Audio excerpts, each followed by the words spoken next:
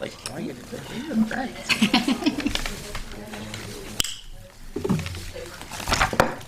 And we're going to call the January 23rd, 2023 Village Board Meeting of Trustees. We're at 7:05. This is meeting number 20. We'll have Trustee Kasevich do the pledge. Lead us. I pledge allegiance to the flag of the United States of America and to the republic for which it stands, one nation, under God, indivisible, with liberty and justice for all. Please remain standing. As we gather here today, we pray that we are ever mindful of opportunities to render our service to fellow citizens and to our community. Let us continue to strive to make a better world. We're thankful for this day that you have given us, for its blessings, its opportunities, its challenges. May we appreciate and use each day that comes to us. We pray for strength and guidance for each day as it comes, for each day's duties, for each day's problems. May we be challenged to give our best always, and may we be assured of your presence with us. Amen. Amen.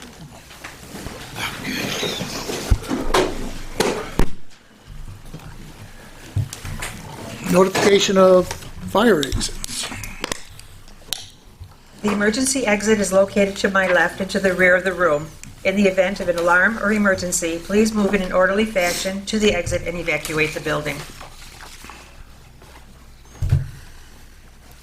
Roll call, please. Trustee Adolph. Here. Trustee Ziemba. Here. Trustee Kasevich. here. Deputy Mayor Hammernick. Here. Mayor Peterson. Here. First item tonight is to approve the village board meeting minutes from the January 9th, 2023 meeting. Honorable Mayor and Board of Trustees, I make the following motion to move for its adoption. To approve the village board meeting minutes from January 9th, 2023. I second the motion. All those in favor? Aye. Opposed? And that's carried. Next item tonight is approve the planning board minutes from the January 5th, 2023 meeting. Honorable Mayor and Board of Trustees, I make a motion to approve the Planning Board minutes from January 5th, 2023. 1. Nicholas Enzel, on behalf of City Limits Moto, Triumph, Buffalo, for the property located at 3283 Walden Avenue, Unit 3291, Depew, New York 14043. They are requesting the following. Requesting a special use permit to operate motorcycle dealership in an M1 zone as per Chapter 260 and 260-27, under the guidelines of Chapter 260 and 260-33K, and of Chapter 260 and 260-33N, granted with stipulations, must verify oil-water separator. I second that motion. All those in favor?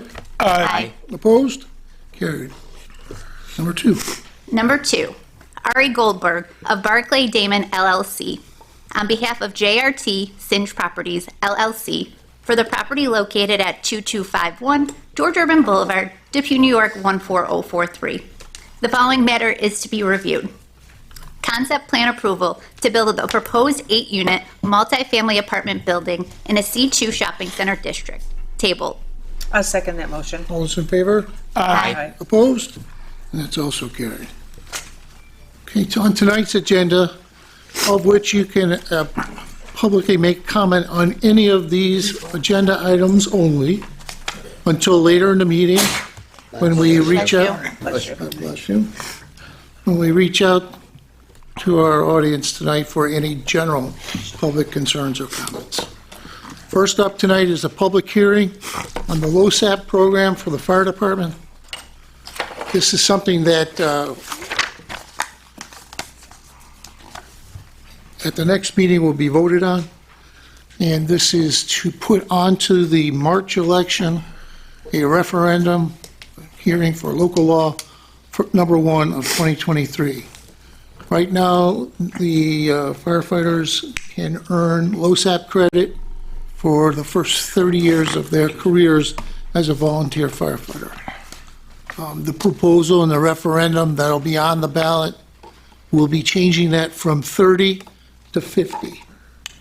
There are I'm hoping tonight we'll hear from some, but there are those that continue to serve the village in the capacity at the fire department beyond 30 years. This gives them the opportunity that with the time that they're putting in during that to earn points and credit towards years of service. Right now, it caps out at $600, which is $20 for each year and in a monthly payment. And it will, if we go to 50 years, it could be $1,000 over a month. Now, mind you, I believe there's currently 8 people in the fire service right now for Depew that have more than 30 years that are still active in the fire department. Next item up was change of payroll dates.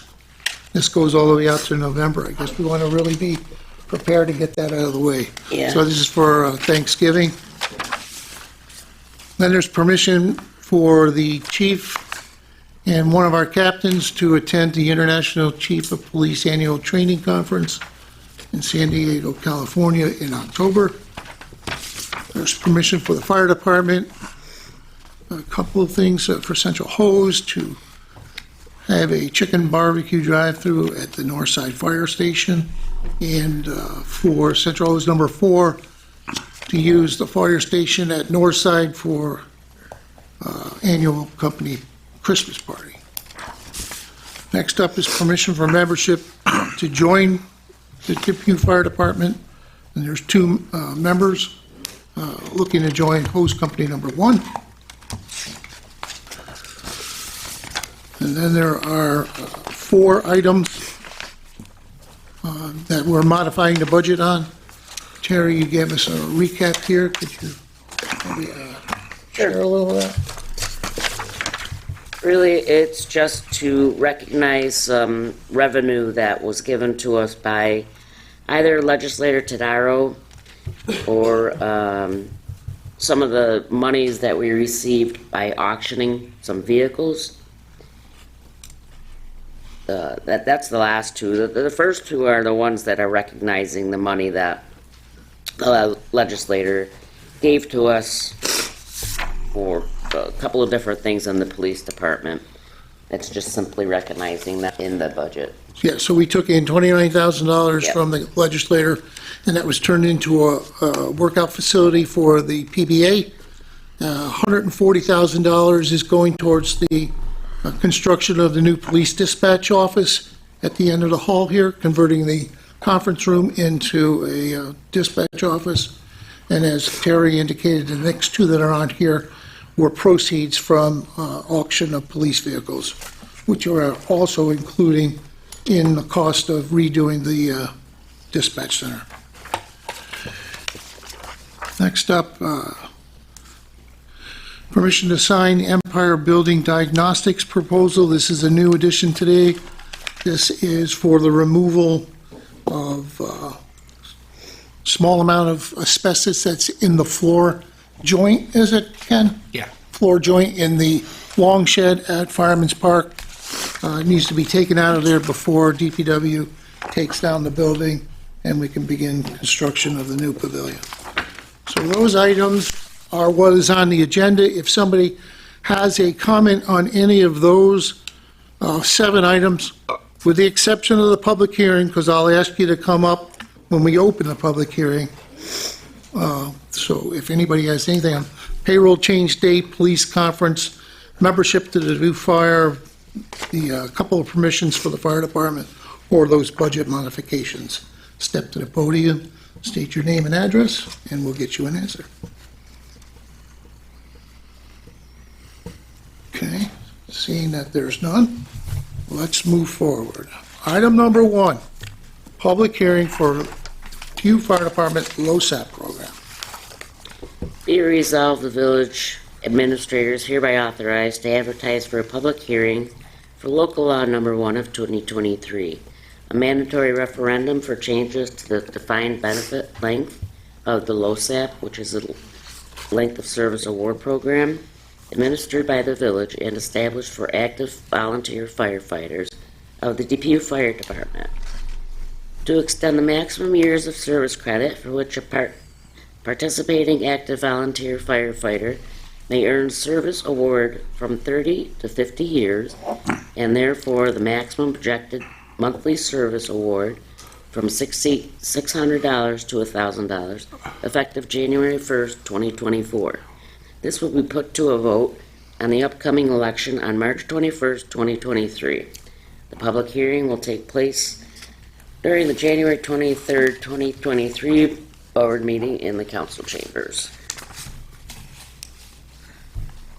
Trustee Hammond, if you... Honorable Mayor and Board of Trustees, I make the following motion to open the public hearing on the LoSAP Service Award Program at 7:17 PM.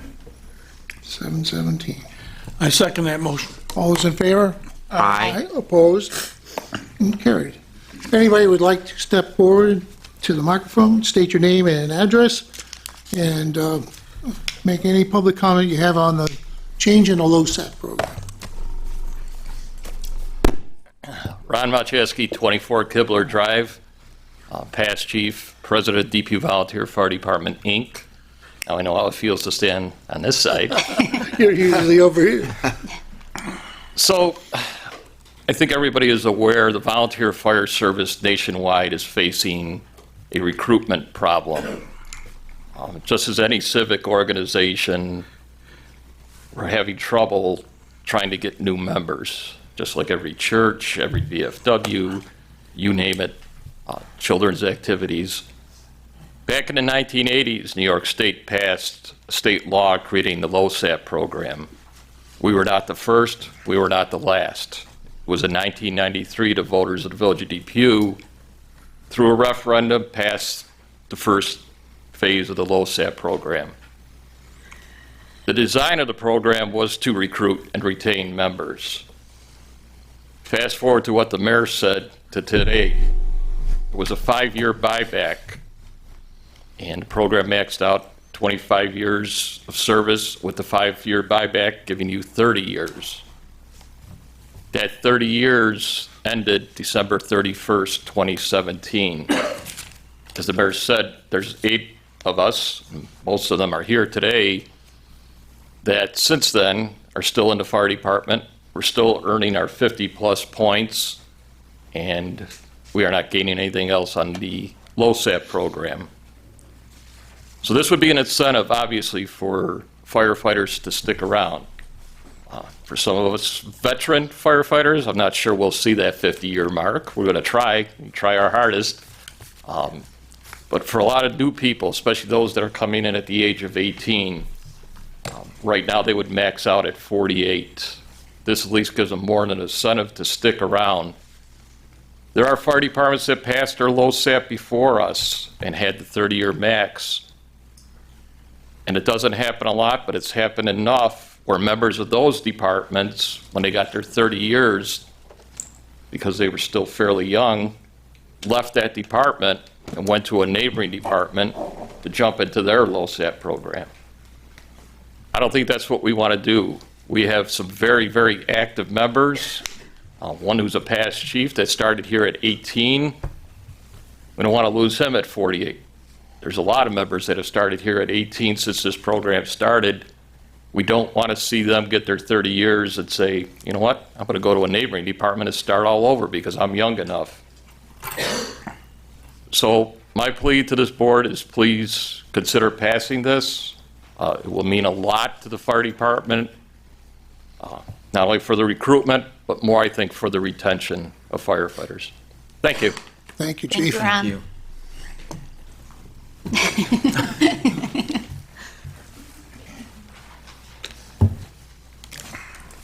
Past Chief Cummings. No, we want you to state your name. But you can give me your address. Gary Cummings, 44 Cowing Street, Depew, New York, 14043, and also a property owner on Terrace Boulevard. And been a fire chief, been a volunteer fireman here for 43 years. Just like Ron said, we hit the 30 years. I just hit my 30 years 2 years ago, so I've been going 2 years with no extra benefit. I'm still doing it. Is it the benefit that's keeping me here? No, I love the fire department. I love the village of Depew. The bad thing is, as he said, people like me, I could have gone to Lancaster's, tried to start all over. But at age 69 and 7/8, I figured starting over isn't in my plan. But I am right now dealing with a lot of juniors. The Depew Fire Department is very honored. We have 17 young adults between 14 and 17. They are in love with this department. They're in love with the fire service. I do believe if we treat them right and give them the opportunity, they may stay till they're 68. Who knows? I mean, once you get the fire in your blood, you're here. And everybody knows that. The little extra money, a lot of them don't care about it, but it is a big incentive. And I'm going to tell you, with the money that I get, the $600 a month, it's really nothing. It is like, I hate to say, helps me out with my bills. More or less, from the fire department, I'm one of these unlucky people that didn't get the big C in my life. That's helping pay some of the bills I got for that. So it's a little payback. So please, I mean, if you can, get it out there. Please vote this on. That extra money will help for recruitment and for helping out our firefighters when something does happen bad. So I just ask you again, please, definitely think about passing it. Yeah. Both of you guys have been very active once you were not chief anymore. I remember the week after you were up riding, driving. Yep, and I did go from chief to black helmet for 9 years. I'm back in as captain now, so, yeah, it's 7-year-old captain. I don't know how that goes, but we'll find it out. We'll work it out. Thank you. Thank you, Chief. Thank you so much. Thanks, Jay.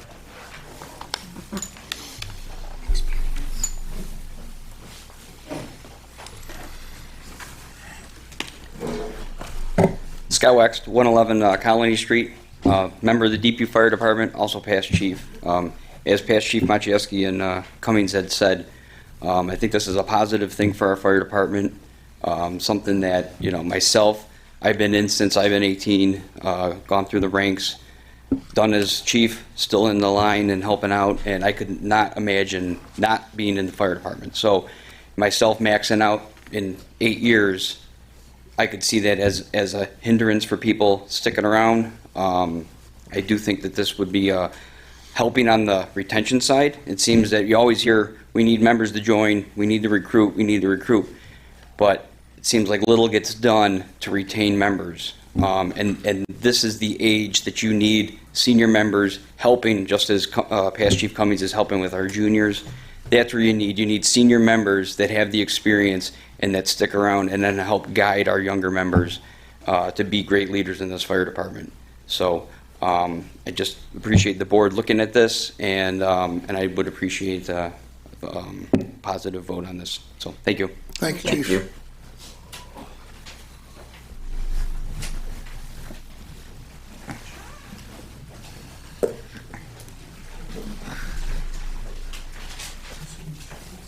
Brian Muslak, 46 Stewart Drive. I'm currently a assistant chief in the Depew Fire Department. Started off as a junior fire, been here for 30 years. And we have a lot of firefighters that are between the time of service 20 and 30 right now. And like past Chief Maciejewski and other past chiefs had said, we don't want to lose them after they accumulate to 30 years, even though I can state that there's nobody that joined the fire department just for the service award benefit. They joined the fire department because they want to help their community. But it is an added incentive. It does help out once you get to a certain age to collect, and it is beneficial to a lot of our veteran and senior firefighters when they get to that point. It's also incentive for our members and our firefighters to be more active so that they do make their points. This isn't a given that you automatically get this service award every year. You might make it 5 years in a row, and you might have a law in your life where you're not as able to give as much to the fire department, and you might not make it for 2 years in a row. So you do have to work at it, you do have to be dedicated, and you do have to give an ample amount of time in order to even qualify for this program. So it's just not a give me, it's definitely earned. You have to earn it. And so it would give our firefighters a little more incentive that have 30-plus years to keep on going and to stay active and not just come around once in a while. I can tell you the ones that do have over 30 years that are still active in the department that are collecting this. And I mean, we have members that have, firefighters that have more than 30 years, but firefighters that have maxed out on 30 years. All those 8 firefighters are very active and do participate. They're some of our most active members, call percentage-wise and training. So please, I think it'll be helpful on the retention, on the recruitment end, but I think it'll be more helpful on the retention end. Yep. So thank you for consideration. Thank you, Chief. Thank you.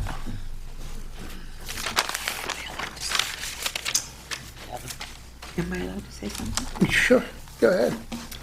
I just wanted to say how lucky we are to have the volunteer fire department. If we had to pay for a paid fire department, our taxes would just be outrageous. So I myself want to say thank you to our fire department. We are very lucky to have such a good volunteer fire department.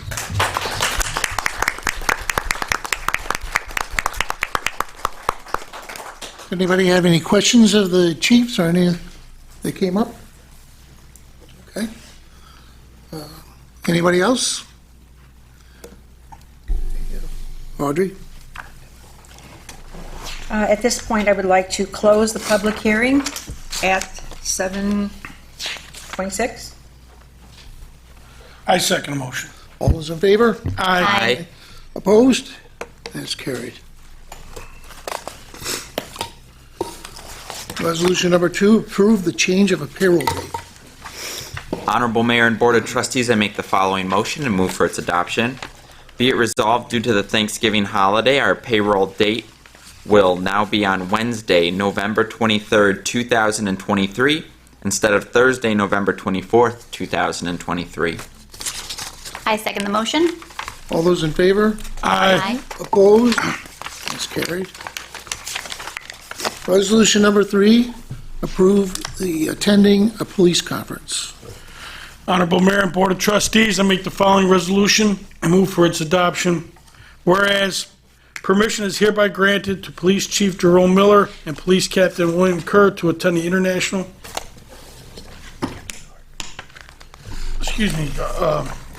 Police Chief Jerome Miller and Police Captain Norick to attend the International Chief of Police Annual Training Conference in San Diego, California on October 14th to October 17th, 2023. I'll second that motion. Get a roll call vote, please. Trustee Adolph? Yes. Trustee Ziemba? Yes. Trustee Kusevich? Yes. Deputy Mayor Hammernick? Yes. Mayor Peterson? Yes. That's carried.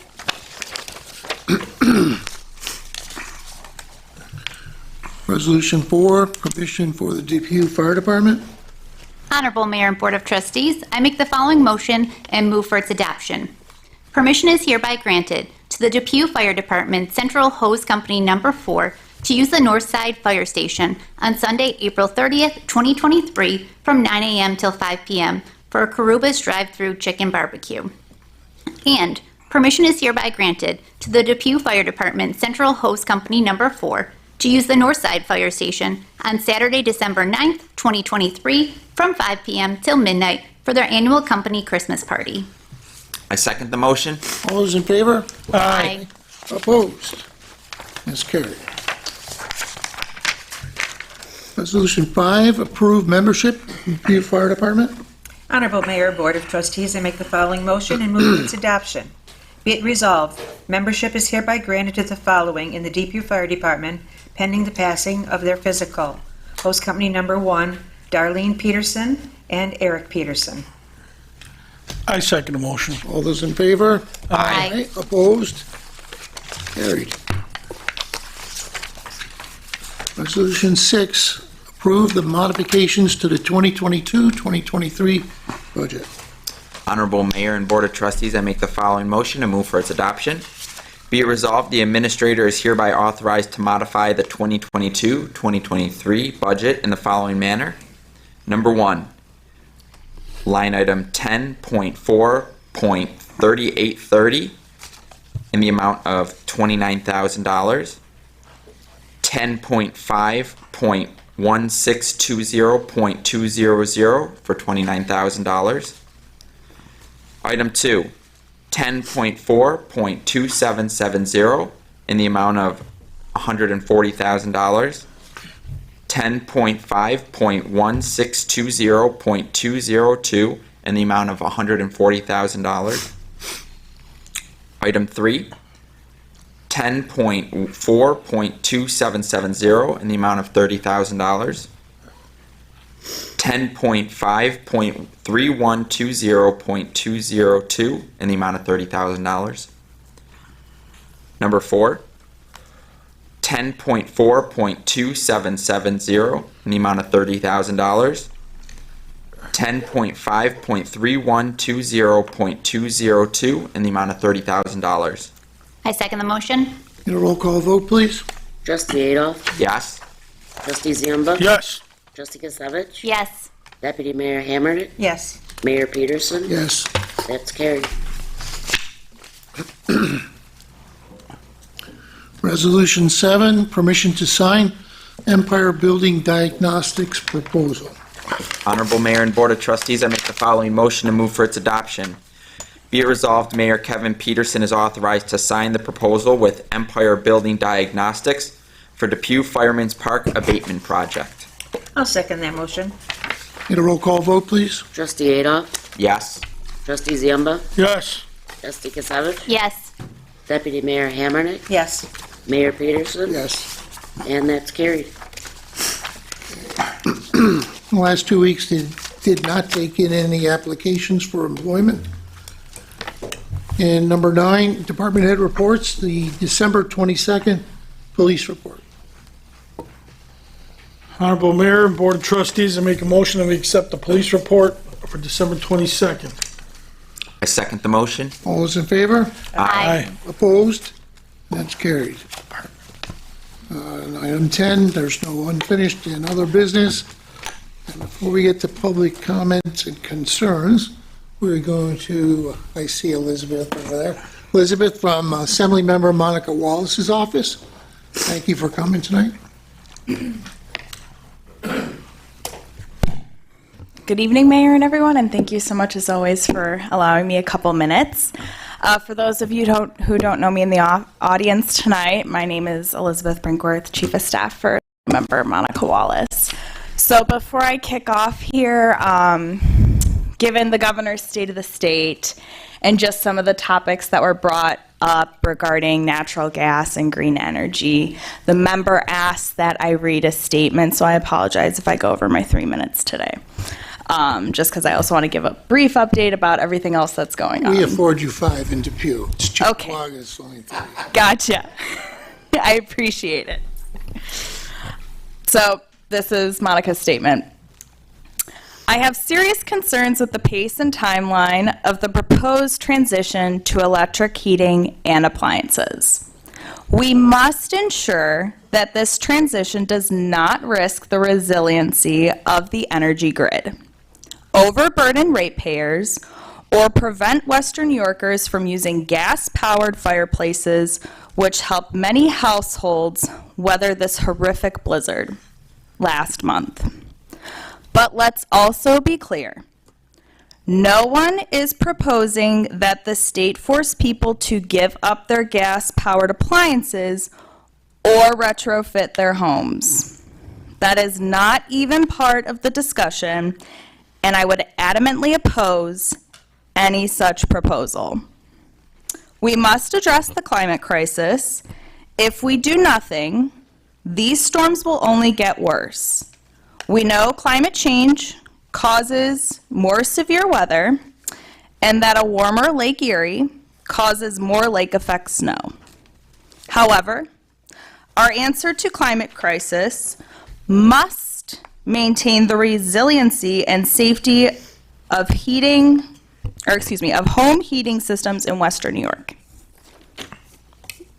Back to my agenda. Assemblymember Wallace is currently representing Albany in the 143rd. She's got several committee meetings on those. This week she's been reassigned to Governmental Operations judiciary, science and technology, transportation, consumer affairs and protections, and lastly, higher education. On Saturday, Assemblymember Monica Wallace attended Governor Hochul's ceremony that honored community heroes during the 2022 blizzard. It was wonderful to meet and honor those who went above and beyond for their community during the time of need. On Friday, Assemblymember Monica Wallace treated to members of local highway departments to thank them for their work during the blizzard. On Thursday, Assemblymember Monica Wallace hosted a roundtable at Trocaire College to discuss a bill introduced by Assemblymember Donna Lapardo that would permit nursing programs to count simulation-based training as part of their curriculum for nursing.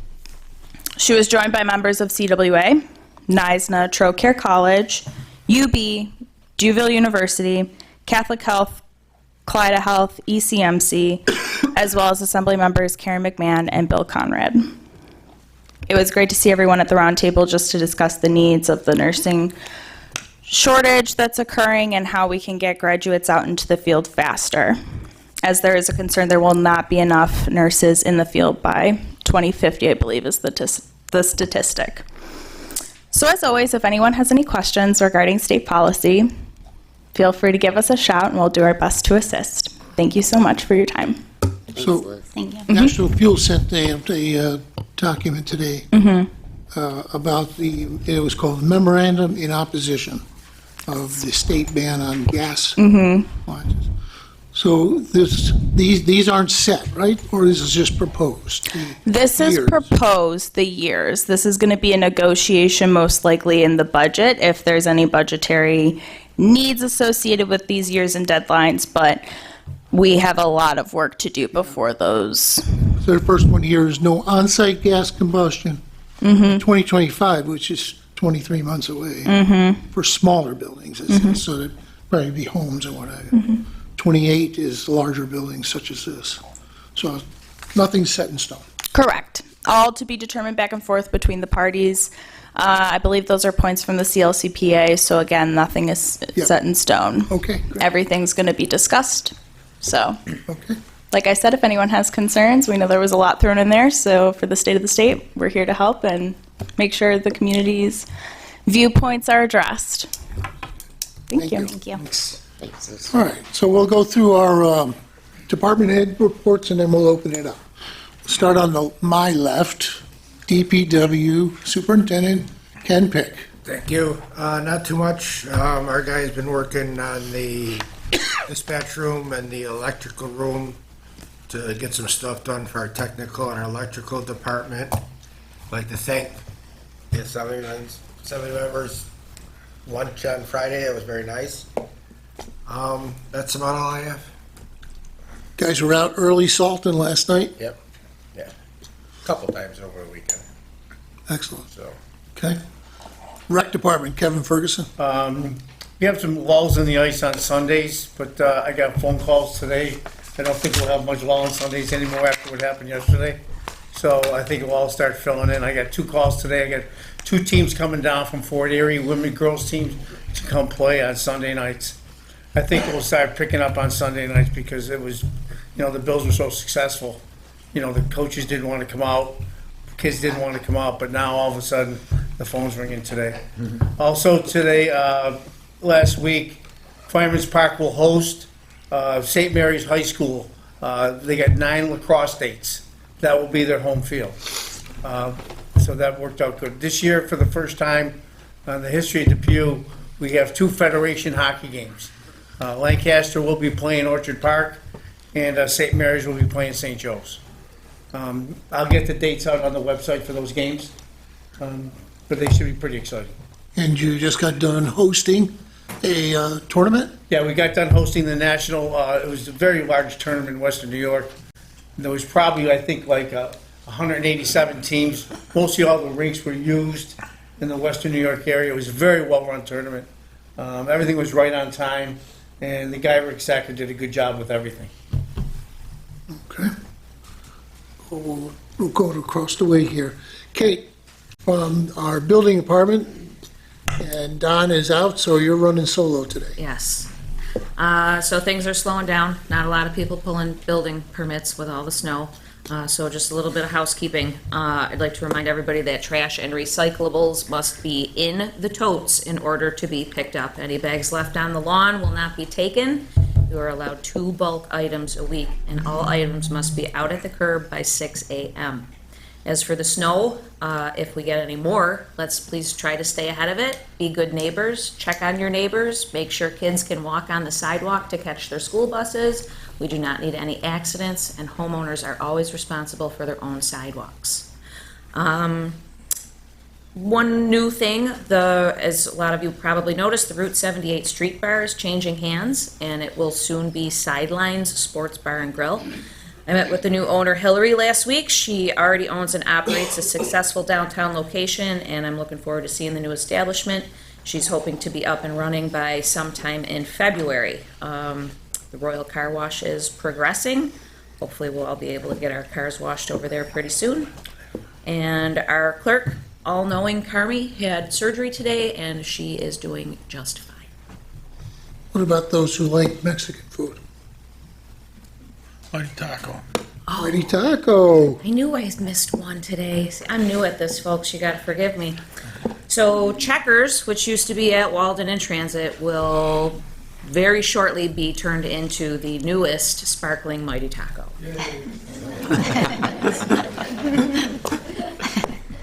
And that's it. Okay. Fire Chief John Gauthier.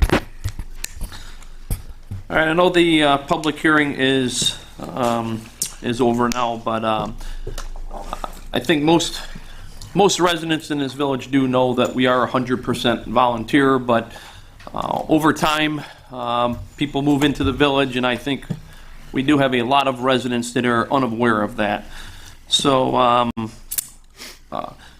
so most people join the volunteer fire service has nothing to do with money. It is, as Assistant Chief Muselik stated, it's all about wanting to help your community and take pride in where you live.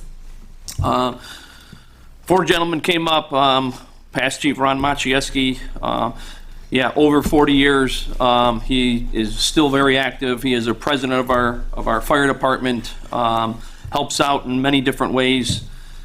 Past Chief Gary Cummings, he is our human resource director.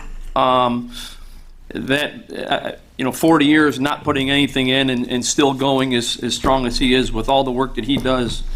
Countless hours is a lot. A lot to ask for somebody that could at any time just say, there's nothing for me, and walk away. Past Chief Wext, multiple committees, helps out with grants and everything else, currently working on another grant to save this village. Couple $100,000. Hopefully that comes through in the near future. And Assistant Chief Muselik, he's the workhorse of the department, and he does everything for the day-to-day operations. If anything's going on, he is part of it. To possibly lose this kind of experience for not passing that potential, I hope none of these people will ever leave. I think we all love this department and we do it. Has nothing to do with money, but to give somebody that appreciation would be very helpful. But possibly having that chance to lose all these people could be, and all this veteran experience could be catastrophic to our department in years to come. And that is due to we don't have multiple people knocking on the door to take over and things like that. So as these firefighters from years ago got to that 25, 30-year mark, they called it quit, they sat back, and they stopped doing anything because there was people there to take over. We don't have that, so a lot of these gentlemen and upcoming ladies stick around, they help out, and they continue to work every day, countless hours, to help this fire department and help this village. So I thank everybody in advance for your support. Lastly, I didn't have the figures last meeting, but we had a total of 417 fire calls for last year.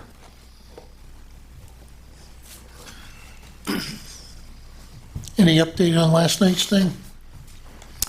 We did have a fire call last night, somewhat of a minor motor vehicle accident, but it was actually kind of bad.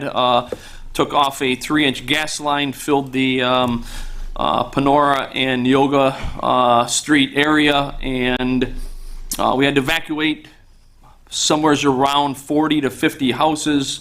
Most people came here to Village Hall. Some of them got in their cars and just went for a ride until we got that corrected. But I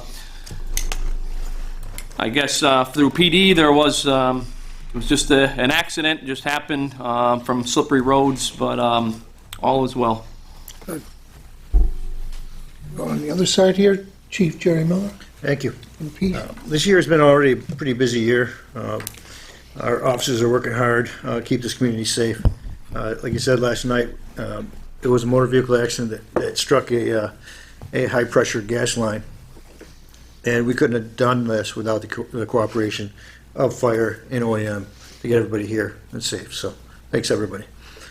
Just to talk about last year's total call-outs, we had 12,522 complaints. We had 26 automobiles stolen. We recovered 26. We had 400 motor vehicle accidents. 52 of them were injury accidents. No fatalities. And that has a lot to do with our officers, again, trying to keep the streets safe.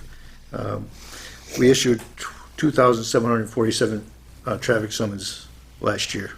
And that's the reason we do that is to keep the streets safe so everybody can get home safe and we don't have these fatalities that we normally do have. That's all I got. Okay. Sam Alva from our legal department. Okay, I don't want to be too long-winded today because I'm hoping to have a healthy conversation with some of the people in the audience tonight. We've been pretty busy with some courtroom work. A few Article 7 tax certiorari cases are trickling through. We appear in all of those now. And we have a couple of red flag law cases pending, all with temporary orders in place, waiting the final hearing.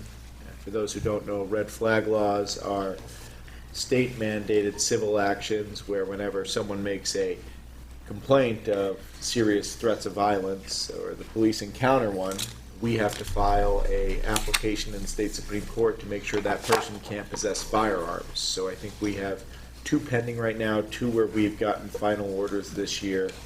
And the police have been very diligent filing those, whereas some other departments don't fire them at all. So hope you keep up the good work there. I was able to review the contract that we approved tonight and add a couple of provisions on the indemnification part of that. As a reminder to all departments, send me your contracts before you sign them. I can't fix it after you've signed them, but I can before. That's all for me. Okay. All right, we'll start with our trustees. Trustee Kasevich. First, I just want to start out by thanking the firefighters that are in the room. Thank you for your service. We truly appreciate it. Secondly, I'm going to talk about our website. So we recently launched our new website. The goal of the new site is to make doing business with the village easier. While there's still a great deal yet to be inputted, we look forward to making things as easy as possible for our residents. Some of the great things to look out for currently is you can report a concern with one click of a button. So if you have a trash concern, you can go on, hit report a concern, trash collection, and input it without even having to call. A general concern, you can do the same. The search capabilities are much better than our last site. There's a community calendar, so you can keep up to date on what's going on in the village. I want to say the site has a lot of potential to do things our other site could not. Some things to look forward to are we will have an option that it will be, you can opt into text or email, and it's a notify me option. So say, I'm looking for us to probably go through, like if roads are closing, you can opt in to get a text message to let you know. Very convenient. Other things to look out for is we're looking to add more fillable forms. So you can do business with the village right from your home. I would like to thank all the members of the different departments who put input into the site and participated in a training session necessary to make it successful. So that's what I have. Jackie, thank you very Thank much. Thank you very much for your efforts. Regina, you're very helpful as well. Yes, thank you, And there's a Regina. number of others in the departments, as you said. Yes. If you haven't checked it out, check it out. Trustee Adolph? Yep. I'd also like to start off by saying thank you to all volunteer firefighters. As someone comes from a family of firefighters, I know the time and stress it puts not just on yourself, but your family, so thank you. I had the fortune to attend Governor Kathy Hochul's Blizzard Recognition event on Saturday as a representative for Depew. I went there. There were many representatives as well as people who served during the blizzard of 2022. Mark Polinkars was there representing the county as well. And I just received this for the village, and I just wanted to read it. It is a certificate of recognition, and it's in appreciation for going above and beyond in service to the community through helping those impacted by the historic blizzard that hit Western New York on Christmas weekend in December of 2022. On behalf of the New Yorkers, I applaud your heroism, spirit of generosity, and unity that makes Western New York and our state special, and signed by Kathy Hochul. And again, I can't reiterate how much, how fortunate we are as a community to have the services that we do here. Police, fire, rec, O&M, OEM in the back, RJ, Ken Pick, and the plows that were out there and made sure that our little community here was safe. So hopefully we'll find a good place for this to show our recognition, and you know, they were calling it a generational event. So all that our community does to help us live our best lives. So thank you again, and thank you to all departments. Thank you for representing us. Yeah. OEM back there, RJ Neiman. Not much to report, just going to piggyback off the chiefs. Last night again shows the amazing teamwork that our departments actually have. We were able to take something that was a major issue, evacuate people within minutes to make everybody safe. So great job to everyone at those. That's all I have. Okay, on this side, Trustee Zimba. One quick point, all residents should be receiving the mailer shortly from our waste company, Casella, with the schedule and the do's and don'ts of what to put out and when to put them out. So keep an eye out for that. It should be coming soon. That's it. Thanks. Thank you. Deputy Mayor Hamernick, welcome back. Yes, I wasn't here at the January 9th meeting, but after the blizzard stopped, I'm proud to say 21 Depew High School students shoveled out our fire hydrants with shovels purchased by the Kiwanis under the Be a Community Hero Adopt a Fire Hydrant program. And this is just part of the village, the school, and the community all working together. Very good. Thank you. Administrator Wokowiak, do you have anything? No, I'm good. Nothing? Okay. All right, and I don't see Bob Brandon out there. He's not hiding someplace. So we'll open it up to any general public comment or concern. Just need to step to the microphone, state your name and address, and let's have it. Hello, Bob, how are you? Pretty good, Kevin. Mr. Mayor. No problem. Kevin is fine. Former mayor. Bob Kasevich, 57 Middlesex Road here in Depew. Have to bear with me as I get older. Keeping my thoughts all concise is difficult, so I put something together in a short thing I'd like to read. Sure. I'm here tonight for a number of reasons. First, let me say that when I was mayor of Depew many years ago, I learned a great deal about our police department and the difficult jobs that our police have.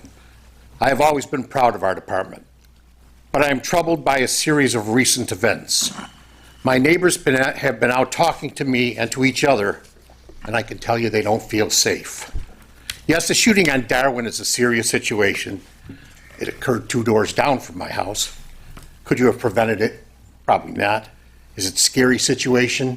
Absolutely. What I'm concerned about is not what happened, but how the residents were notified about it. I heard it through the neighborhood grapevine. I did see a press release from you, Chief. It was a very matter-of-fact press release. A statement was made that the police believe that it's an isolated incident. without asking you to divulge pertinent information regarding the investigation, I wonder how you came to the isolated event conclusion.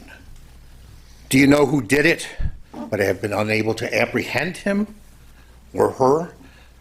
But if you do not know who did it, how can you come to that conclusion that it was an isolated event? It would have allayed some concerns if something were said reassuring the residents that we were truly concerned for their safety and were increasing patrols in the neighborhoods. And by the way, after repositioning my security cameras, which were directed really only to my own property originally, I did see more frequent patrols were in the neighborhood for the several days following the shooting, and I thank you for that.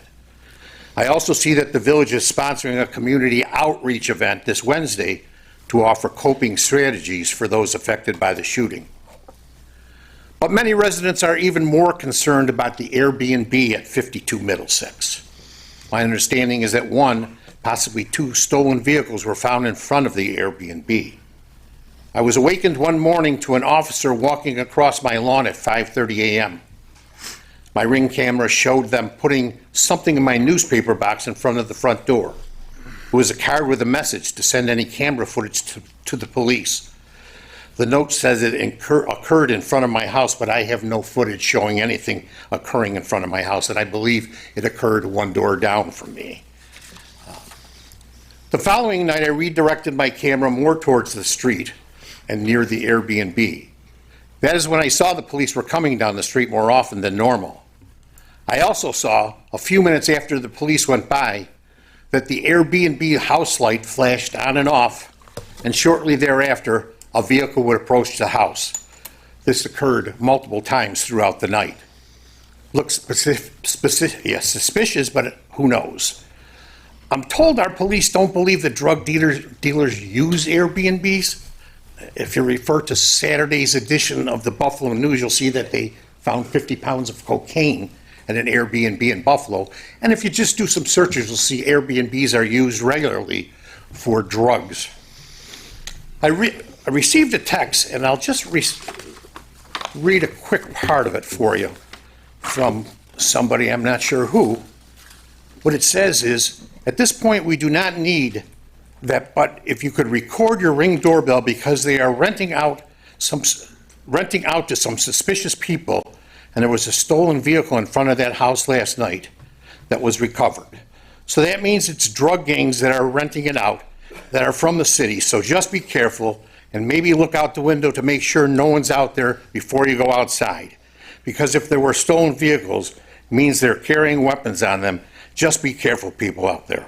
This was something that was sent to me, and again, with more information coming from you, it would allay all these things that are coming from other people that I'm not sure who they are.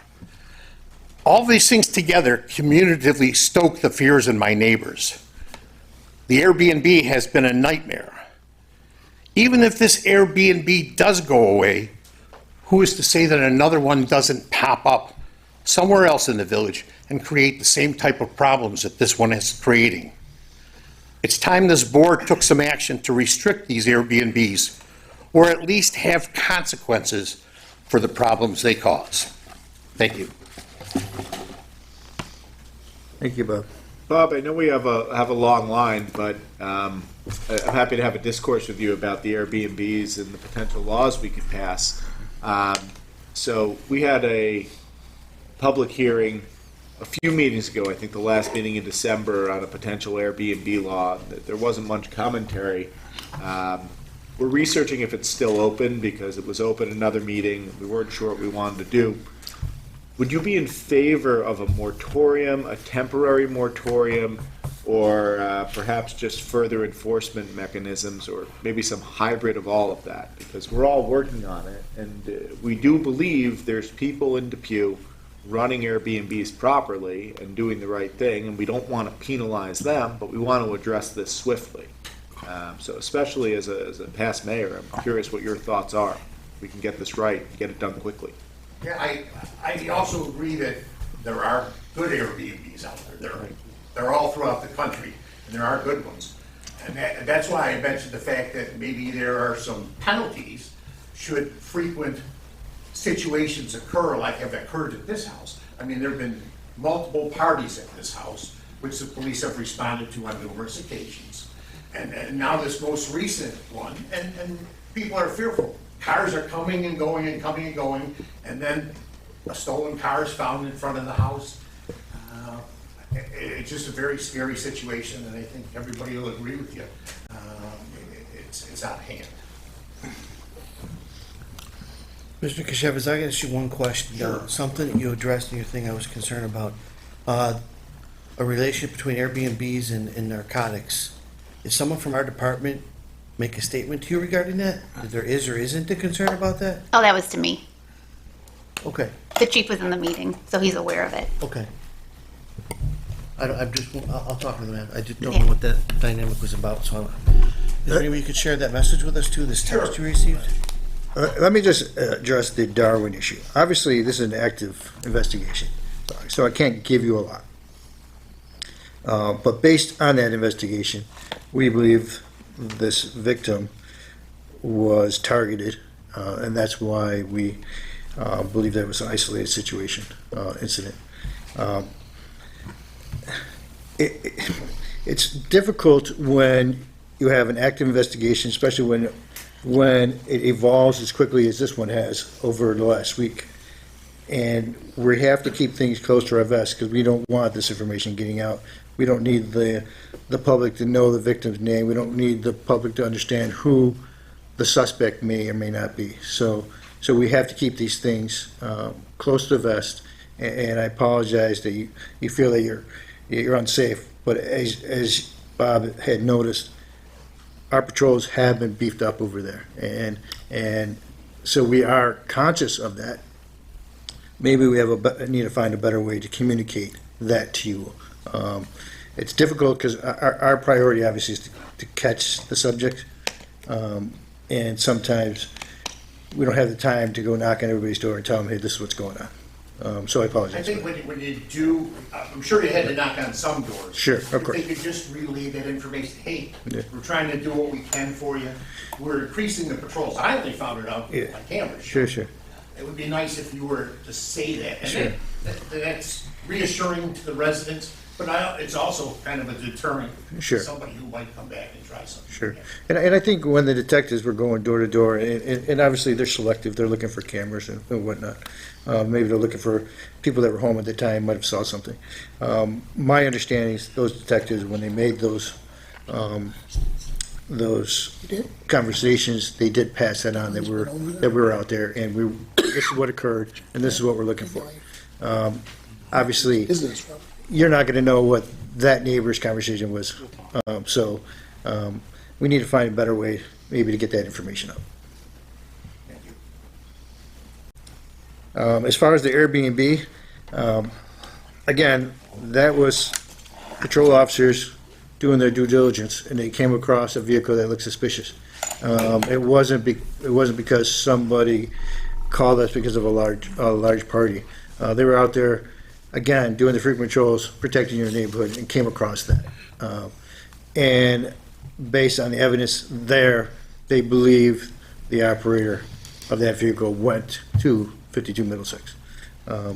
Again, I'm not going to discuss how they came up that, but they did. So again, they're doing their best. We're not ignoring the problem. We're trying everything we can do. And please think we're not ignoring the problem at all. Yeah, if I might add to what the chief said, we're experiencing the same thing that everyone else has with personnel shortages, and it's no excuse. We need to do better. I understand that, but it's when you have this investigation going on, it's very delicate what we can and can't share. The press is all over me as the public information officer. I've tried to shield this person. We have to be concerned with not only preserving the investigation, but the protection and privacy of the victim of the crime as well. And I know that sometimes people get left in the lurch wondering, and I can't imagine what that feels like. But specific things led us to believe that this is, and we're still very confident this person was directly targeted in this type of incident. And hopefully there'll be a point at which that can all come out and you'll understand. But we'll try to do better. I hope that people participate in the community outreach thing on Wednesday. So, once again, not an excuse, but we're short on personnel as well, so we're kind of working on a skeleton. We're trying to get things done. We have 3 recruits just started the academy last week. So we're suffering those same things. We have people working kind of double duty. I would just add that you got to understand, the detectives are working around the clock on this. They haven't stopped since the incident. I get calls at 10, 11 o'clock at night because a new development occurred. So things are progressing as they should. Obviously, we're not in the position to share that with anybody. Jackie, with that feature you just mentioned about the text message, could we work with that? And then get a statement that could be, So that would be something, and we'll have to see, the residents would have to opt into it. So they would have to go on the website and opt in that I want a text or an email and say like an emergency situation. But it wouldn't be able to do, like, it wouldn't be able to be by, say, in a specific area. It would go to like everybody. as long as they opted in? Yes, Oh, so it'd just be one message, so you couldn't isolate for a the certain neighborhood? area, no. Yeah, I got you. No, and like the chief and I discussed, like, I agree in the fact that I feel like our communication was lacking, in my personal opinion. The reason being is my parents live 2 doors down, and we find out from the news versus a police officer or someone telling us.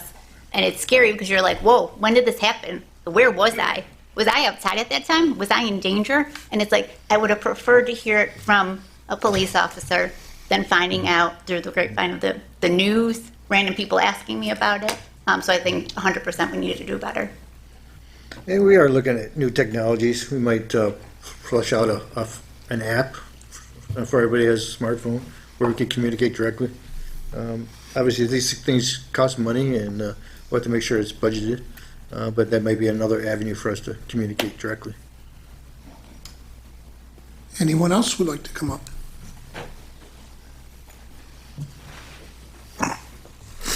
Hi. Tom Hessel, 63 Middlesex Road. 63. 63, next door to Bob. Yes, it's been very frightening what's been happening in our neighborhood. Terrifying, as a matter of fact.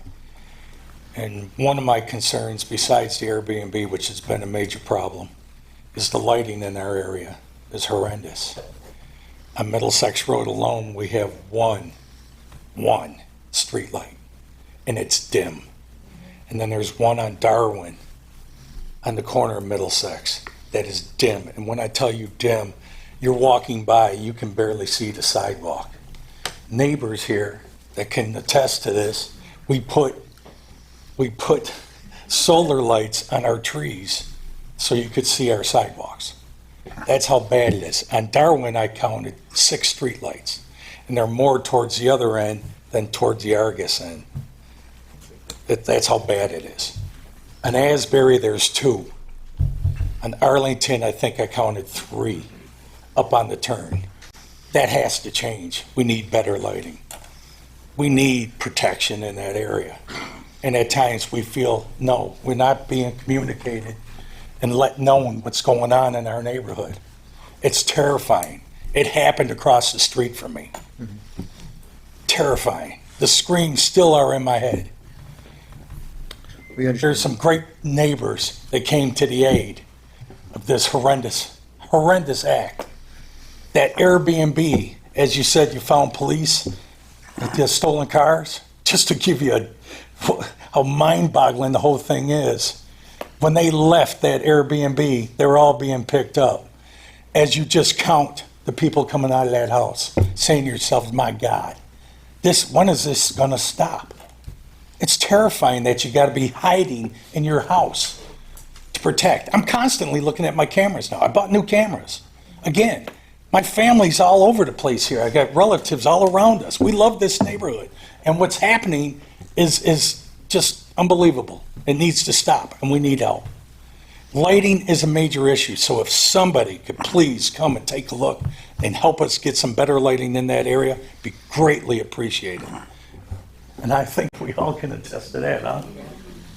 Big time. This is a close community that we're in. A lot of us know each other. We, don't hang out or anything, but neighbors, we know the names, we say hello. There's a lot of young families with kids. There's a lot of seniors. There's a lot of single women that own their homes there that are worried sick, that have to go to their car at night or in the morning. 7 o'clock in the morning, it's pitch dark there. There's kids getting on the school bus there. Please do something with the lighting around there. It will greatly help. People are standing around just looking. I'm constantly on my phone looking at my cameras now. I don't want to live like that. I keep telling my wife, it's time to move south. Get out of here. I've been here 26 years. I'm tired of this shit. Excuse my language. And who's the Depew guy? The Depew B guy? Please don't put our names and addresses in there. Because the last time the Airbnb was, and I'm dead serious when I say it, people that came and talked, their name and addresses are there. So when I go talk to the guy from the Airbnb saying, hey, could you please try to correct some of this stuff?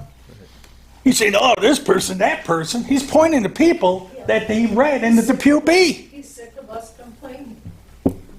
He's told Tom he's tired of Making yourself a target, so please stop putting the people's names in there. You know who you are. That's all I can do. Thank you. Thank you. And to add to that, last weekend, it Come was on, like, come on up.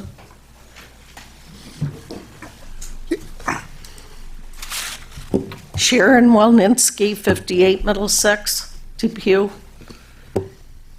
Last weekend, there were kids, teenage girls there. 4 teenage girls, 2 teenage boys. The parents, some parent must have rented it for Saturday. It was Martin Luther King weekend, maybe for Sunday to Monday. I watched the parents at 10 o'clock Monday morning, 3 cars, each picked up 2 children in each car. Who's renting it for kids? They're screaming out of the bedroom window on it Saturday, and I think the police were there. 2 girls. What they did was they took blankets and covered the window so that the police couldn't see them up in the window. This is what's going on. I've never had a camera installed. 32 years living there. Last week I had a camera installed on the front door, and we've had our Ring doorbell. I have had on my Ring doorbell with the Airbnb coming up my driveway thinking that our house is the party house. They're on my Ring doorbell.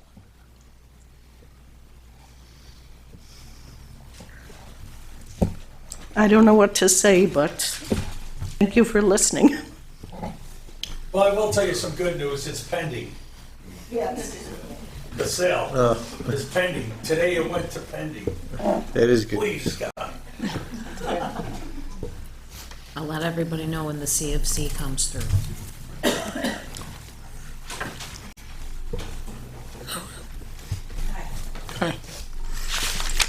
Karen Kalo, 39 Middlesex Road.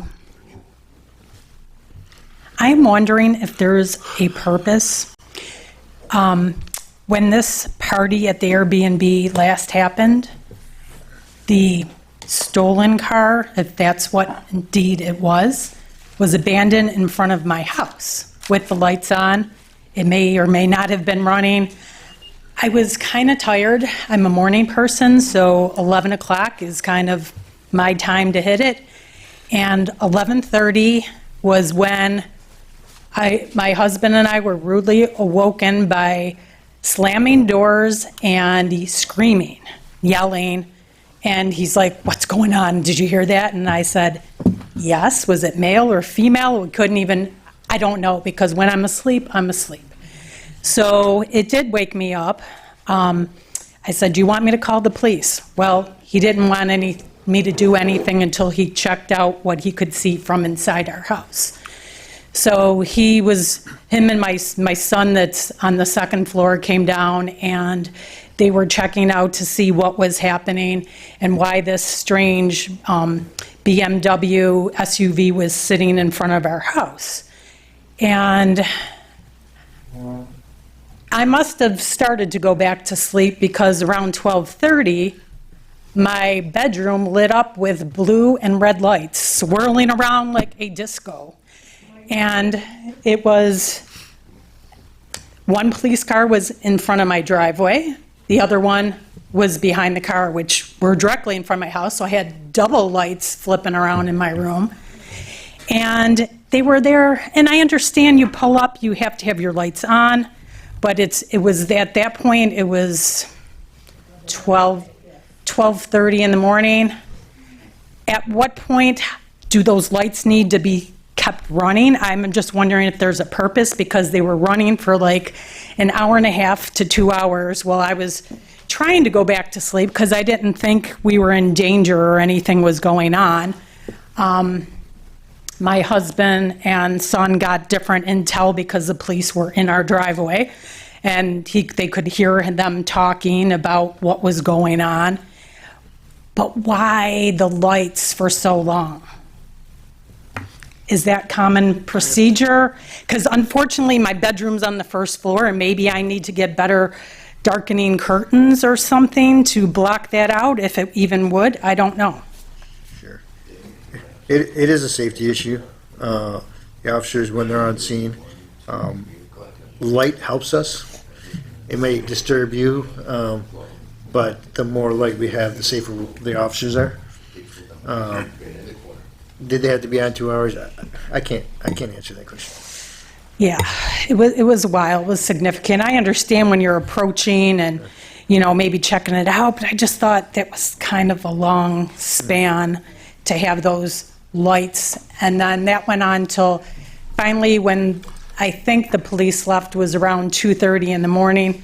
So my morning person, I was not a morning person that Saturday, because I was already awake through the whole pretty much night till 3 a.m. Chief, did it move from 52 to in front of 39 somehow?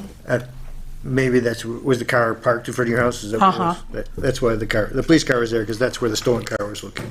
Yeah, there was a vehicle that my husband and son believe was stolen. It was a BMW SUV, and it was right in front of my house. If there were other stolen vehicles or other suspect vehicles, I don't know.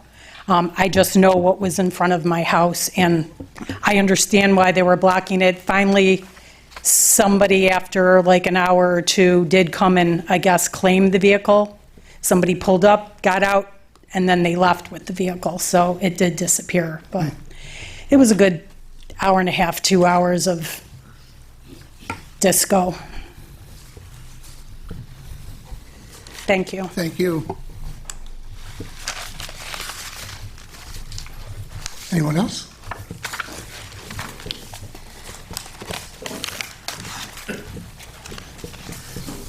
Hi. Hi. Lori Pilato, 66 Darwin Drive. Spell your last name for me. Pilato. And the address? 66. Thank you. You're welcome. I would like to say that the recent events in my neighborhood have terrified all of us. And I'm begging you to help us. We need some kind of laws or something about the Airbnb situation. I know that the shooting was not anything that could have been prevented, but it's the sound of that shot, that woman screaming. I'm a nurse, I ran over there, and I took care of that lady until the police came. And I'm very grateful for the first responders, and I want to say that. I was ready to do whatever needed to happen, but I haven't slept through a night since that happened. I keep waking up every couple hours, having nightmares and stuff. It's not very cool. So I also want to thank you for linking me up with that. My pleasure. Sure. Situation. So I'm doing that on Wednesday. But I do think that Airbnb there's 1 yard between mine and that one. And it gets pretty rowdy there sometimes. And I can hear it from inside my house. I don't know what you can do, but I think if there was a consequence to the owner every time the police are called, that he might screen those people a little bit better. So, just asking that you guys take a look at this. And It's not an easy decision. It takes time to. I have a question. I mean, we all have written to the Airbnb and filed complaints on them. There's a lot of us that did it numerous times. Some of us heard back from the Airbnb, some of us did not. Is it possible that you can do that for us? To send a stronger message to them? I mean, we're just praying that this is sold, that this is gonna happen, and this goes away. But just, the person that owns the house right now is not a very personable person. He could care less. He's arrogant. He could very care less about what we think. He actually said to me, he goes, "I never called the police on you when you had a Bills game." Are you kidding me? He says, "I'm standing in a cloud of reefer smoke. Are you telling me that cars for Bills compared to 2 in the morning on a weekend where you gotta hide your house?" Okay. But I mean, if you could, if somebody from Depew, even you, Chief, can send a message to the Airbnb, put them on notice. And that's gotta help, because I filed a complaint with them, I never got, some people did, we filed, never heard back. You know, that's a question. He was off of it for a while, then he came back up and then recently with cheap rentals, 120 a night. You can't rent a hotel room for 120 a night. They have full house with all the conveniences. So Then he changes it to 140, then he changes it to 150 for 3-night rental. I mean, every day it changes. 6 people occupancy or Yeah, more than 6 6. people occupancy. No parties, he put down no parties. Well. that- He actually put no that- security cameras in his rental. Good plus, no security cameras. Yeah, and then he puts, neighbors will call authorities. He's arrogant. So I appreciate everyone. Go ahead. Yeah, there's no smoke detectors. I am the occupant of 58 Middlesex, which is right next door to the Airbnb. My bedroom's... Comfortable, could we have your name for the record? Norbert Walninski. Norbert. My bedroom's right there, okay? In the front of the house. Their driveway is here. They had parties up there galore.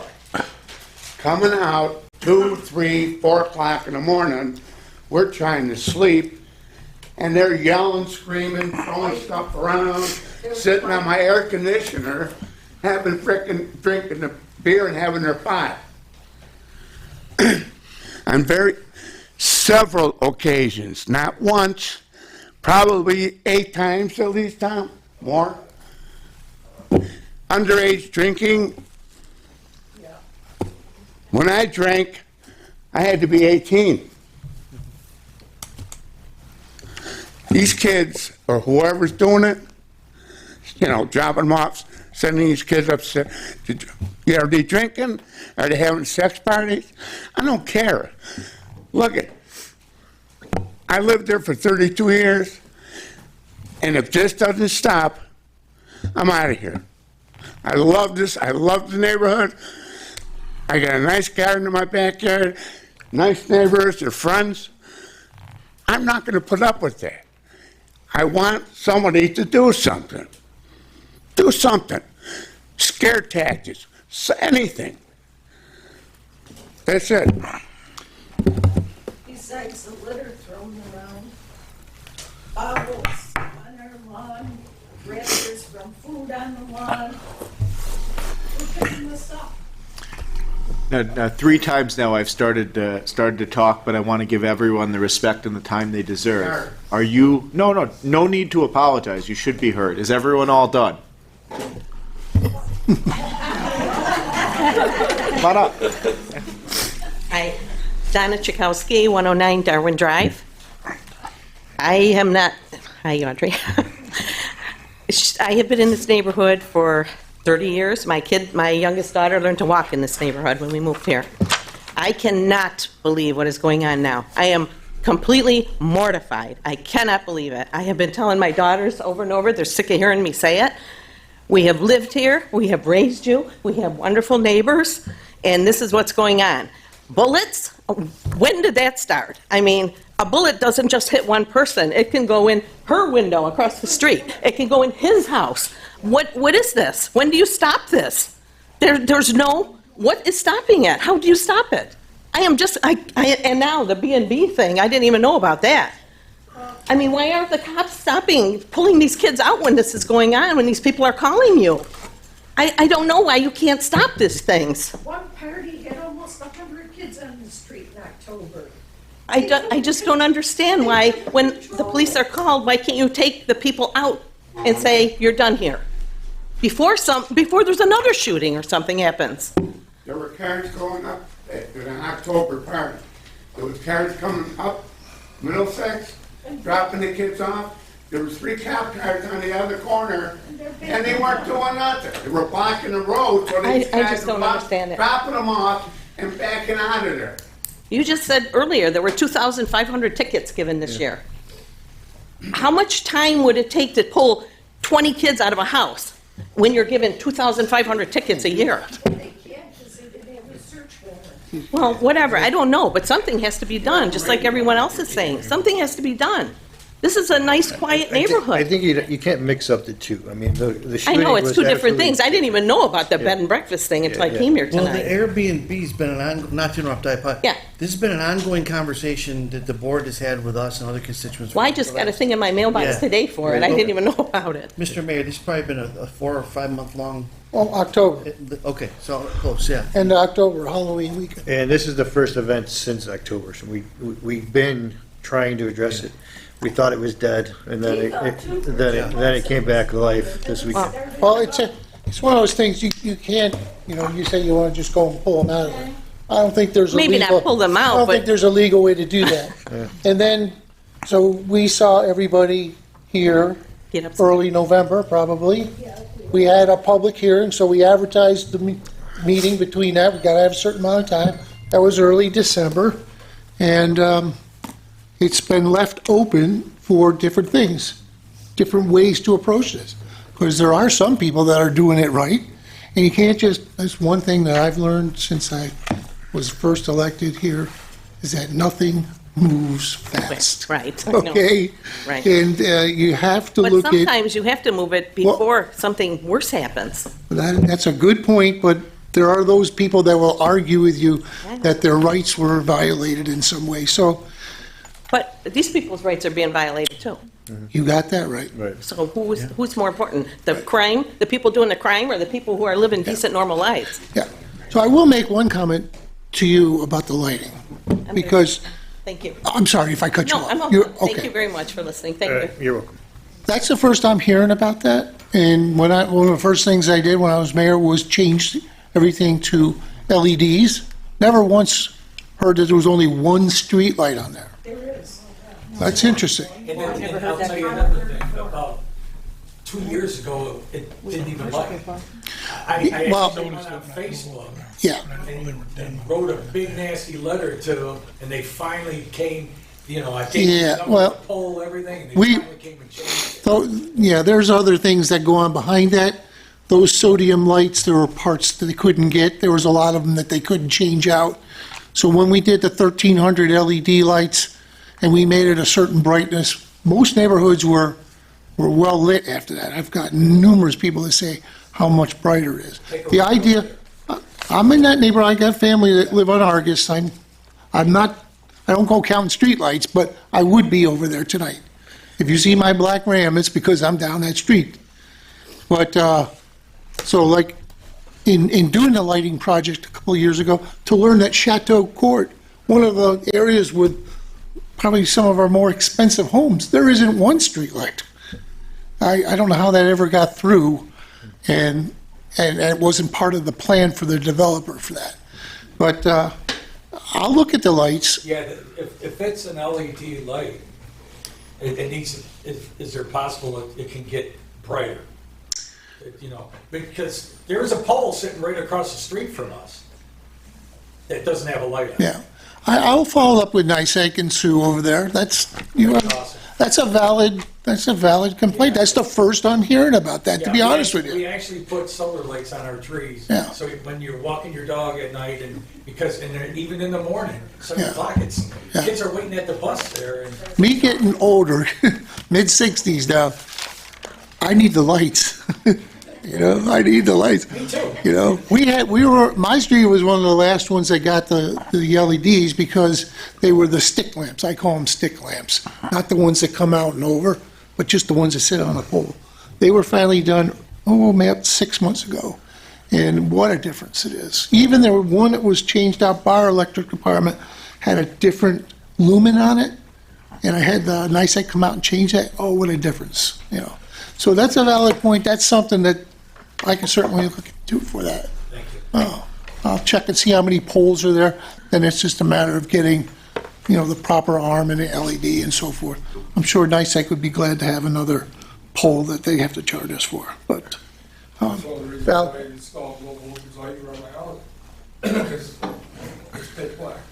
And anybody can walk up to your door, not be seen, walk right out, and not be seen. So I put the low voltage solar lighting all around, or not solar lighting, the low voltage lighting all around my house with spotlights. And now my house is pretty nicely lit up.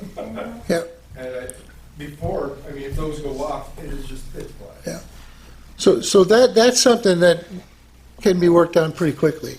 The legalities of stopping people from, you know, going into that house, that's a little more complicated, and it's going to take a little bit more time. We did set a goal, I think a goal, in our pre-board meeting that we want to try and have this resolved in some way by March, because it's going to take a little bit of time. I'm sorry if I'm... No, good. I thought, my legal counsel here, go ahead. So usually I have Telling me to shut up, probably. Usually I have a hearty lunch. I had a salad today, so it's a little less pep in my bite than usual. First, sir, we need your name and address for the minutes. Oh, me? Yeah. Rich Peterson, 67 Howard. The second, with respect to the tragedy that happened, Ms. Pilato, thank you for speaking, and to hear that you helped that person. You're nothing short of a hero. I think everyone appreciates that you were there.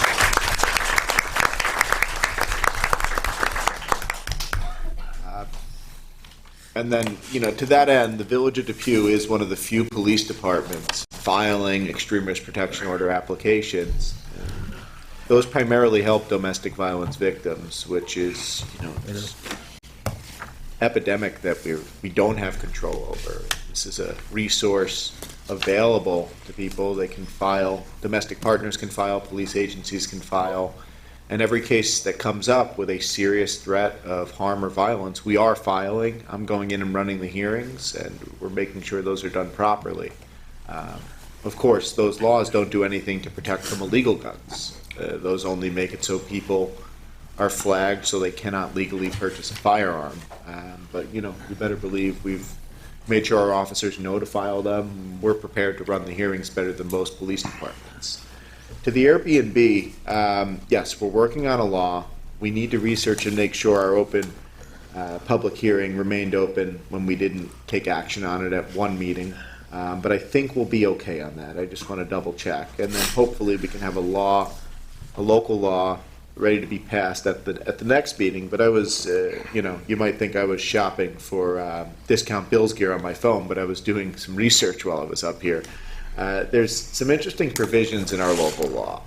I don't know what the deal was with houses of prostitution in Depew 50 years ago, but there's a ton of laws on the books centered at those, but they also deal with noise ordinances and problems. And the village board, I just found this, actually has the power to issue an injunction for someone who's repeatedly violated, I think it's section 166.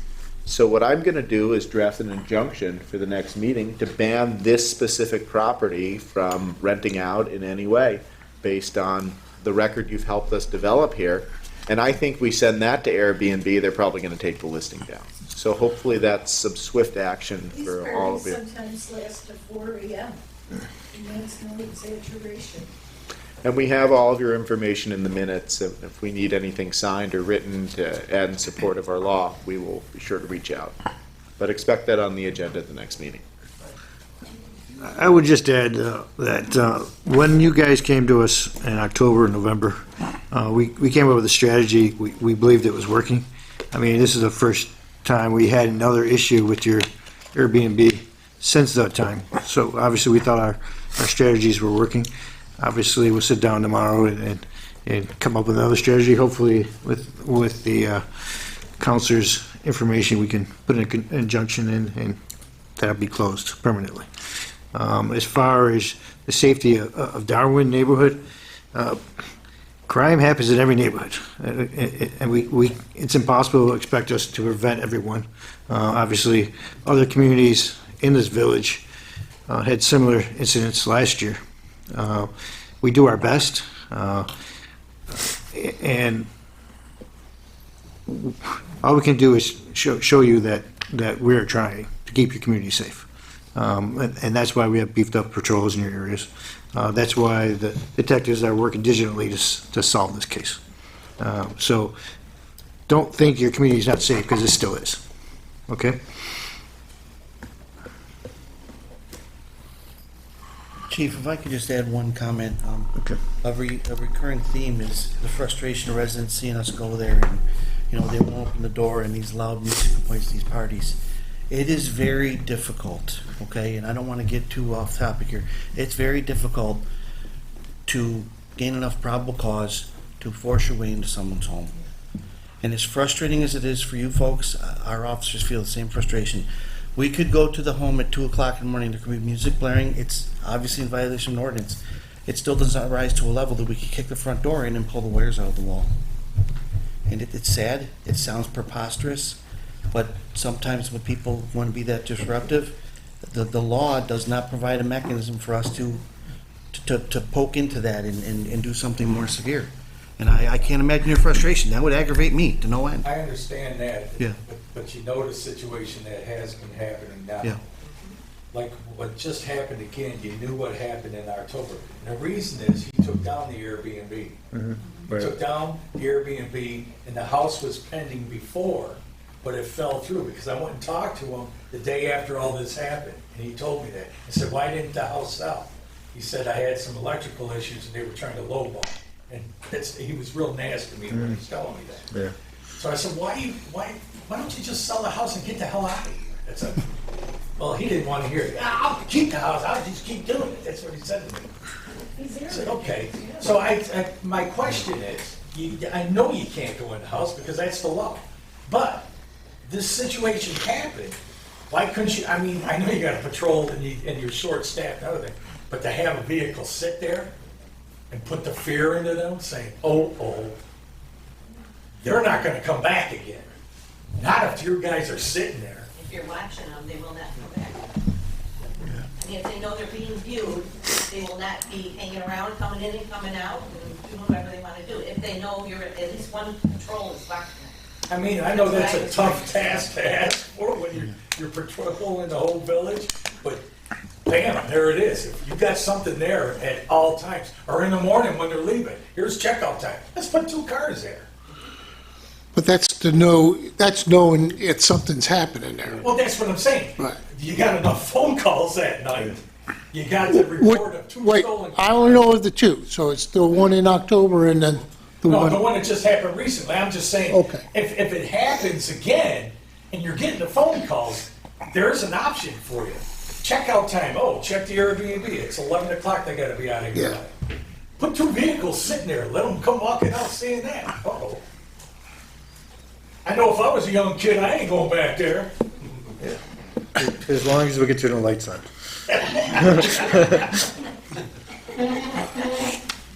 One more? Yeah. This is just the young lady here. Hi. Hello. You know me? Yes, I was at your house. And more recently, Don was at your Next time house I'll for the make some pond, coffee. correct? Yeah, about this much water. I mean, it's not getting, it's getting worse. So he hasn't, he's done nothing about it? Not a thing. Okay. You know what? He said But he that drained Peter it. has complained, and he doesn't want to spend the money to fix it. Right, well, because That's now what he knows the said. house is for Yeah. sale, possibly pending, which is, all I can do is go over there and warn him again. I can send him a violation, but he's probably not gonna care about that either. You know, but why, whoever buys the house, why get them the burden? You know, and then I gotta go through this all over again, and they might be a nice couple. Spring, summer. I don't wanna we have tell them, cattails in you there gotta and do something about the mosquitoes. water, do it now while he's in there. I agree. You know, I agree. what he should have done, that's what he should have done, is drill, get that pipe out to the wall, out to the street with the buffer, and it would have been all done. You wouldn't have had to drop water in there. I got a front drain in my All right. that I had to solve. Do it after the house is sold. All right, anybody else that would make a comment? I don't want to cut anybody short. It looked like you want to say something. Okay. All right. All right. Keep watching. We've got some interesting information here from our legal counsel. All right. No questions for Elizabeth? She's sitting over there, was waiting for a question. All right. Claims and accounts, please. Oh, we got one more. Phew. I thought you would have been like first up there. Come on, Paul.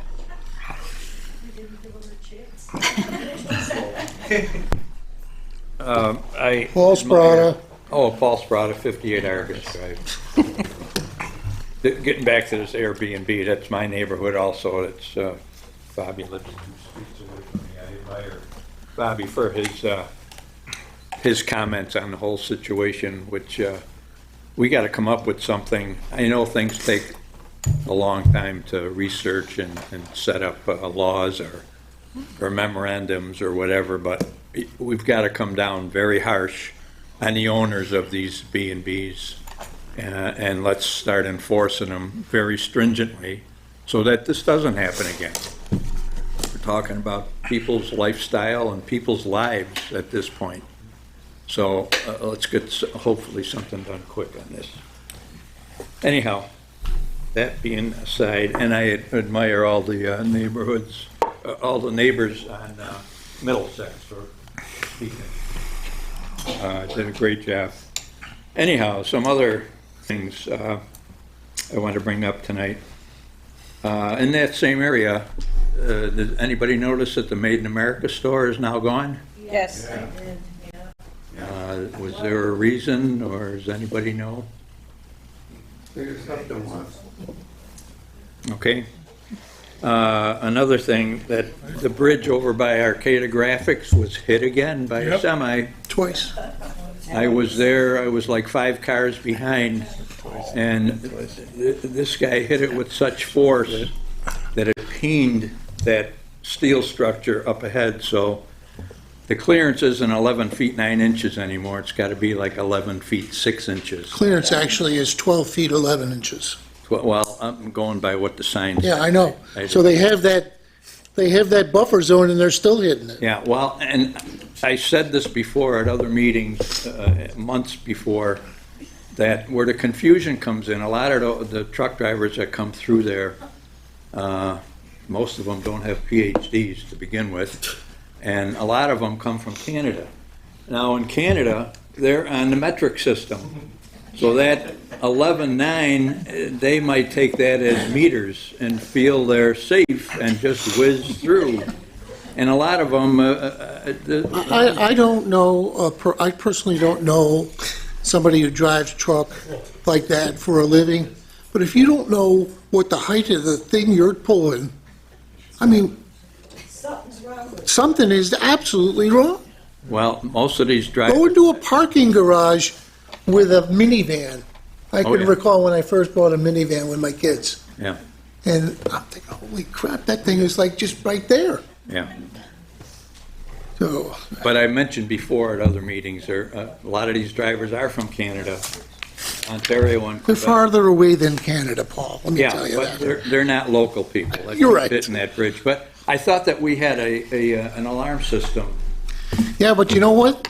And this is what I've got the manufacturer of that company working on right now. How many days have you got folks seen the sun? Not much. Oh, it's solar powered? Is that Solar it? powered, both that and the Cannellation Center. Okay. So I'm aware of every one of those that when it goes out, it has the ability for 5 days' worth of use on a full charge. However, we haven't seen the sun but maybe one day, and it really wasn't even that bright. Yeah. So right now, what the solution from TAPCO, which is the manufacturer, is I'm going to have George pull the batteries out, and how they told me how to charge them, and they're off of a regular car charger to get them to the full capacity, and hopefully the clouds lift and the sun actually comes out. Yeah. Otherwise, they're working perfectly. I could show you some great color photos, but 2 weeks ago there was one coming from the west, so they blew past George Urban Business Park. Yeah. And that guy never hit the brake. Really? He never hit the brake. Well. And I have, and what dispatch can see and I see and George can see is clearly the name of the trailer, name of the company. Yeah. So but for those two that hit last week, there have been 14 or more that have backed up or gone into Sherwood, is Yeah. it? Or OLBS Uh-huh. and turned around. Yeah. So, I mean, if the thing lights up, I'm not telling you, I told you that from the very beginning. Yeah. It doesn't mean somebody isn't going to hit it. Yeah. But when it is properly lit, It's working. it works. It really Okay. does. And there's hefty fines involved every time we go out there. Even if they don't hit the bridge, they still get. It's like 5 or 6 Yeah. tickets or something. It's pretty hefty. Okay, onward here. There's another restaurant on George Urban, a chicken barbecue that's where, Carubas. Is that what it is, Carubas? When is that going to open? Do anybody know? When he's asked, he says soon. Soon, okay, I mean, the man he's a firefighter. He was with Depew Fire for a long time. okay. And he's put an awful lot of effort and money into that building. Yeah, a lot of So money. I'm sure he wants to get it open. He just not going to be all 7 days, he said, so Yeah. it might only be 3 or 4 days a week. Okay. Let's see. Are you borrowing some of Dave Burkhart's time? Pardon me? Are you borrowing some of Dave Burkhart's 5 minutes? I'll give him his time. Uh-huh. Have his time. What do you got? For next meeting. Okay. Talking about the street lights on Middlesex, that there's only one light. Maybe that's why the red and blue lights were flashing, is because there's only one street light on there. But anyhow, I've noticed that NYSEG is replacing a lot of utility poles in the village. Is there a reason for that? Is that part of the that new system they've Go got net for speed, cell yeah. phones to put? No, it's for internet service primarily. A lot of those poles were not of, either they're not tall enough. Yeah, the new ones are Okay. taller Yes, than the they're old. taller, and they system. move our lights up. Yeah. And you also see a lot of times double, where they cut the top off of one, it's still sitting next to the tall one. Oh, yeah. That's yeah. because the other companies that are on the pole Have to move the have wires. got to move their wires. Yeah, So it's not necessarily NYSEG doing it, it's GoNet Speed or Greenlight Networks yeah, that is paying to have that service. yeah. Well, they have subcontractors doing that. We also put into effect about domesticated animals, people that want to raise chickens and stuff. With the price of eggs these days, we're going to have some applications here shortly, I would just think. But we don't have any laws in effect yet, do we, Sam? Oh, yeah. Guidelines or laws or regulations? No, we passed the law. Yes, we did. Did we? All done. Yes, we Okay, did. I haven't Yeah, seen so they need to go to their neighbors, for one thing, Yeah, and get their okay with Really it. hard on this. And then there's a litany of things that have to be done. Okay. And where they can put it. So it's not just a gimme. All right. We haven't gotten any applications yet, so there's. Yeah, okay. I just feel that we are going to be getting some. Okay. And one other thing, I saw that, I heard on NPR radio today that the Village of Lancaster just got $3 million in state funds. 4.5. 4.5 million. 4.5 million for their downtown development. That's quite a substantial amount of money compared to the long shed that we're going to put in Fireman's Park. Tell me where our downtown Depew is. Well, that's what my next question. Where is downtown?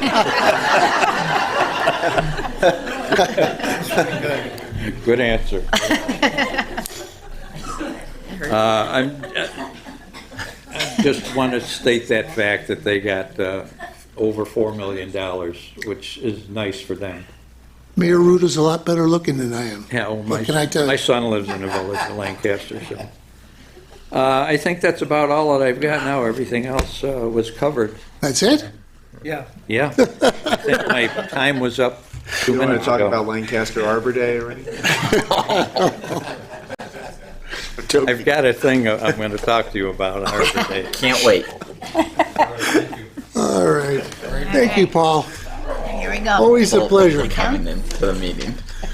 All right. Let's try and slide claims and accounts in here.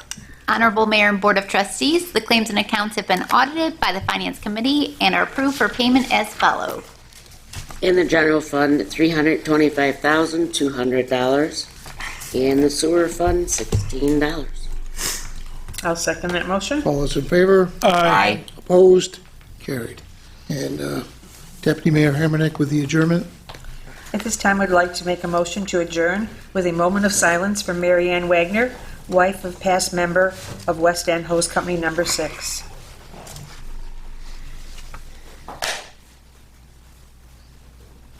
I second that motion. All those in favor? Aye. Opposed? Carried. And we got to close at 8:54. Thank you, everyone, for your patience. Appreciate you all coming out. Short meeting. We'll continue to work.